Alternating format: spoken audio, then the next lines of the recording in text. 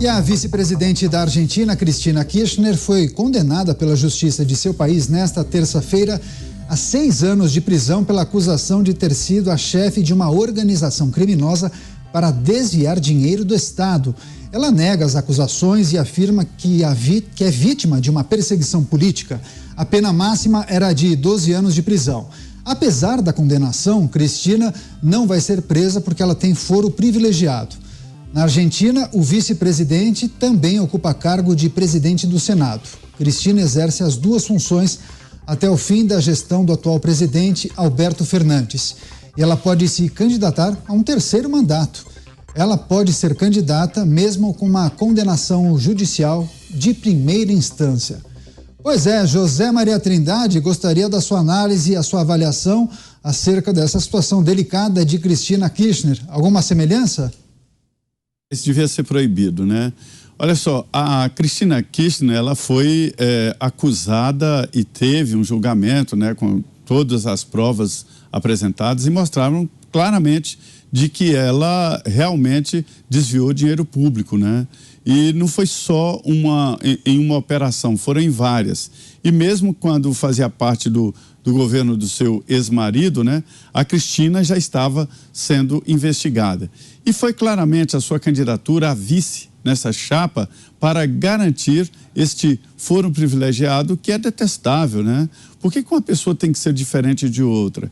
Ladrão é ladrão em qualquer língua, em português, espanhol, inglês e assim por diante. As condenações deveriam ser imediatamente seguidas da prisão ou da execução da pena. Se não for prisão, não é prisão. Agora, ficar escondendo atrás de mandato para fugir de justiça é constrangedor para o país, para o Ministério Público e para a justiça local. Não se pode adotar esse conceito aqui no Brasil de que a justiça não existe para os poderosos. É por isso que eu sempre digo que a Lava Jato mudou os parâmetros, indicou, mostrou que o Brasil poderia ser diferente, mas não. Os poderosos acabaram provando que integrantes do Ministério Público, juízes, não devem tocar a mão nos intocáveis, nos políticos, nos grandes líderes, porque senão a situação pode ser invertida. Veja bem, o Sérgio Moro renunciou a uma atividade que ele considerava boa, de destaque aqui, que é de juiz federal, não foi à toa. Ele sentiu que seria perseguido e a sua única saída seria trilhar um caminho político para se proteger e, no discurso também, de continuar o seu trabalho, louvável. Ele leva para o Senado uma carga muito grande de experiência do outro lado da justiça. Agora ele passa a ser formulador de lei. Então, essa história da Cristina constrange a todos e dá uma ideia para o mundo de que aqui no Cone Sul é assim, só vai preso o pobre, né?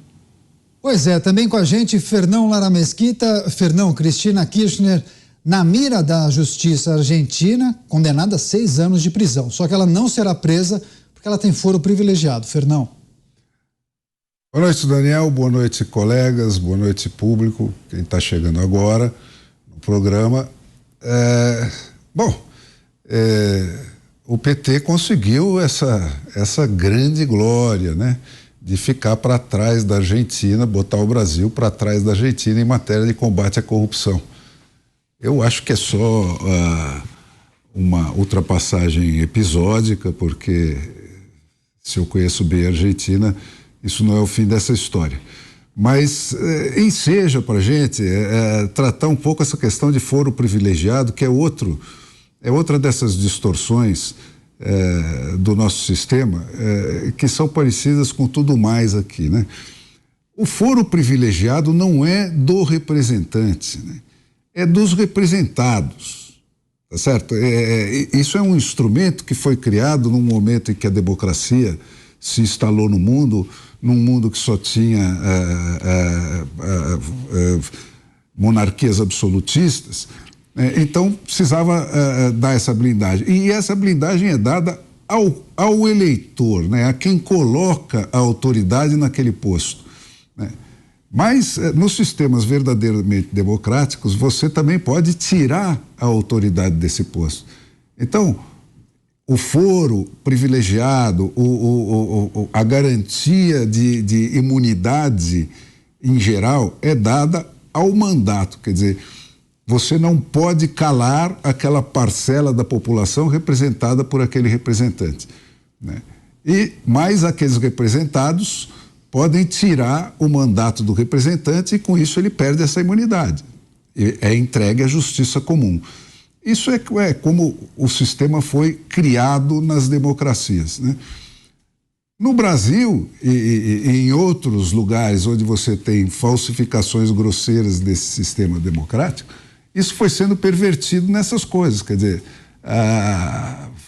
a imunidade é da pessoa, do representante e não dos representados, né? Os representados, uma vez elegendo o cara, parece que tornaram ele um nobre.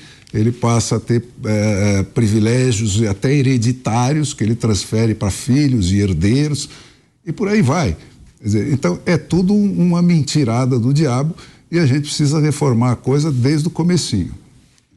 Pois é, para você que está chegando agora, nós estamos repercutindo uma decisão que acabou de ser tomada, notícia que chegou há pouco, à redação da Jovem Pan News. A Justiça da Argentina condenou Cristina Kirchner, vice-presidente do país, a 6 anos de prisão por corrupção. Mas ela não irá para a cadeia porque ela tem foro privilegiado. Paulo Figueiredo também com a gente. Paulo, seja muito bem-vindo. Ótima noite para você. Queria sua análise, sua avaliação. Você que também acompanha o dia a dia da política na Argentina. Bom dia, boa tarde, na verdade, e boa noite para alguns. Para você, Daniel, para os meus amigos aqui dos Pingos nos Is, para você que está em casa nos assistindo aqui.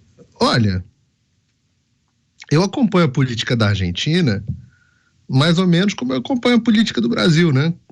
A gente tem um ex-presidente de esquerda condenado por corrupção que ficou solto, né? Ficou solto porque tem foro privilegiado no Supremo Tribunal Federal deles lá. Está no poder. Aliás, agora ela é vice, mas pode disputar um terceiro mandato. Será que a gente, ouvindo essa história a respeito de um terceiro, né, não do nosso país, mas a respeito de um terceiro, de um país que não é o nosso, será que dá para a gente perceber o quão ridícula essa é a situação? Quão desmoralizado o país fica? Lembrando, um país que está com uma inflação estratosférica, metade da população em situação de fome já quase na Argentina, um país que era riquíssimo, que conseguiu ser destruído pela esquerda. Será que, olhando para os outros, a gente consegue ver o que não conseguimos necessariamente ver no nosso país? Eu acho que o caso da Argentina, e há outros exemplos, em maior ou menor grau, na América Latina, que mostram a desgraça na qual o país entrou, depois do comando da esquerda, depois da falência moral. Tem uma coisa muito, quase que bíblica, no momento onde um país se corrompe, um povo se corrompe moralmente, a ponto de ser governado por um líder condenado por corrupção. Ou seja, o líder vai lá, rouba o povo, o YouTube, TSE, não estou falando do Lula não, tá? Estou falando da Cristina Kirchner.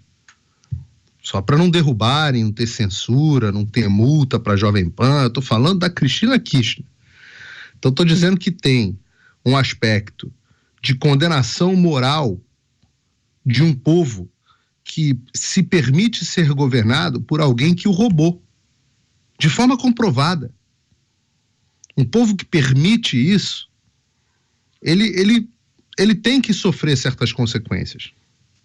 Porque às vezes nós falamos dos planos de Deus, né? Confia em Deus, confia na providência divina. E Deus é amor, mas Deus também é justiça. E no momento onde uma nação se corrompe dessa forma, o juízo de Deus tem que vir sobre esse povo. É inexorável. E o juízo de Deus veio sobre o povo argentino. E virá também sobre o nosso povo. A não ser que nós façamos alguma coisa. Importante dizer, importante dizer, há uma diferença importante entre a Argentina e o Brasil. E quem quiser pesquisar essa diferença, algumas. Uma delas é o crescimento da população evangélica brasileira, já que eu estou falando de juízo de Deus. O crescimento do cristianismo no Brasil, né, que é muito importante, que teve um papel importante nesse processo eleitoral atual e um papel importante na sociedade daqui para frente. Um povo que é moralmente, um povo cristão tende a ser moralmente mais sólido e não permitir esse tipo de coisa. Se você for olhar, as pessoas que estão nas ruas são majoritariamente cristãs. Isso é um aspecto. O segundo aspecto é que a Argentina não tem a tradição e o histórico das Forças Armadas brasileiras, que sempre, durante toda a história do Brasil, funcionaram.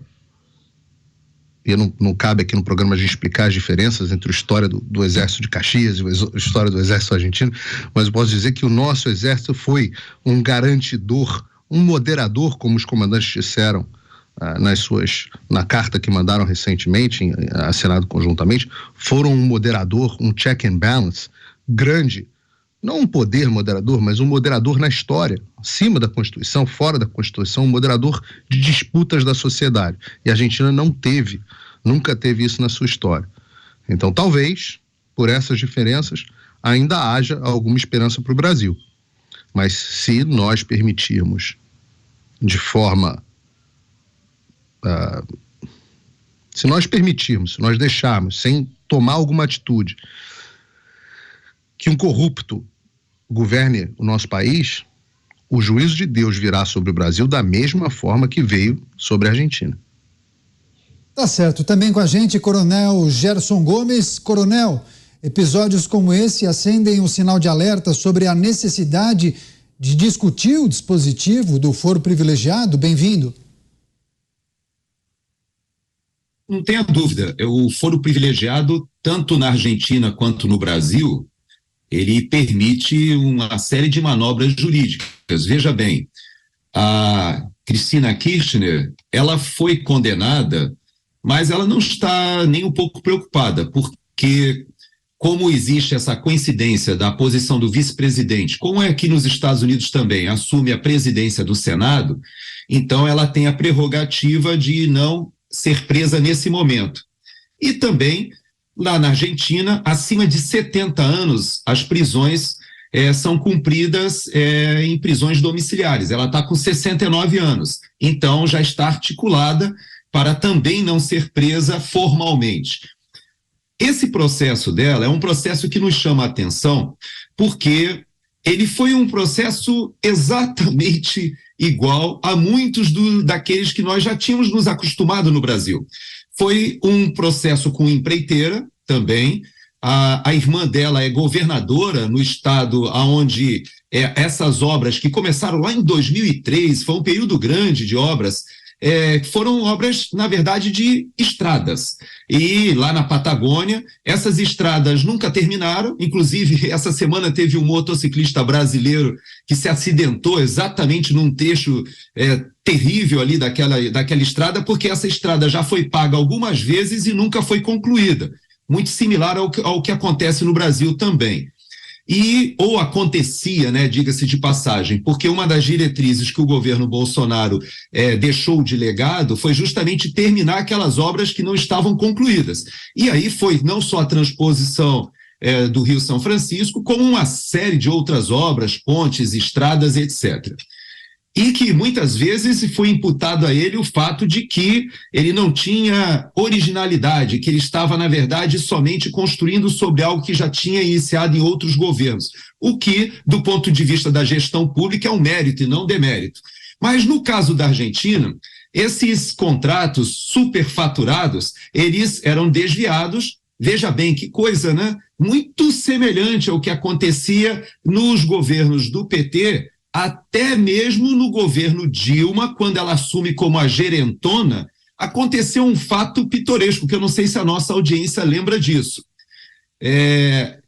Naquele momento, o DENIT estava num nível de corrupção tão elevado que a ex-presidente Dilma chamou o comandante do Exército e pediu socorro, e pediu que ele nomeasse um general de divisão da ativa veja bem, para chefiar o DENIT e tentar, pelo menos, organizar aquela situação em que havia uma disputa política tão grande por obras e a corrupção era tão elevada que esse general levou um grupo de engenheiros militares e foi nessa leva que o ministro Tarcísio, hoje governador eleito, entrou no DENIT. De lá depois também foi convidado inicialmente para fazer parte daqueles planejamentos de engenharia, depois fez concurso, foi para a Câmara, acabou também pegando um cargo muito importante no governo Temer, aí já nas PPIs, e quando chega no governo Bolsonaro, ele conhece o processo que começou lá no governo Dilma, vai para o governo Temer, chega no governo Bolsonaro, e ele consegue realizar uma série de modificações já com essa pasta higienizada, vamos dizer assim. Então, esse processo é um processo por nós brasileiros muito conhecido, obras superfaturadas, corrupção com políticos, e hoje na Argentina, parcialmente, pelo menos, a ex-presidente Cristina Kirchner foi condenada. Digo parcialmente porque nós sabemos que, na prática, como bem falou o Fernão Lara, que conhece bem a Argentina, essa história terá outros capítulos, outros recursos, e na prática não significará grande coisa para a ex-presidente Cristina Kirchner. Pois é, sobre esse assunto também vamos escutar a análise de Roberto Mota. Mota, a Justiça Argentina condenou Cristina Kirchner a 6 anos de prisão por corrupção, mas ela não poderá ser presa porque tem foro privilegiado. Mota. Ela foi condenada, mas não vai ser presa. Ela foi condenada, mas parece que, inclusive, ela pode ser candidata. É justiça, pero no mucho. A Argentina, no início do século XX, era um dos 10 países mais ricos do planeta. Em 1913, a Argentina era mais rica do que a França, do que a Alemanha e do que a Espanha. Aí, a desgraça chegou na Argentina. A desgraça se chamava Juan Domingo Perón. Perón era um maluco que tomou o poder num golpe de Estado em 1943 e lançou o peronismo. Peronismo é uma inacreditável mistura de populismo com fascismo, com socialismo e com sindicalismo. Perón mergulhou a Argentina em estatização da economia, monopólios, enormes gastos do governo, e as consequências foram autoritarismo, ditadura, terrorismo, hiperinflação e pobreza. Um dos países mais ricos do mundo se tornou um dos mais pobres da América Latina. Por incrível que pareça, os peronistas continuam no poder na Argentina, fazendo exatamente as mesmas coisas. E aí a gente precisa perguntar: como é possível que um povo aceite uma situação como essa?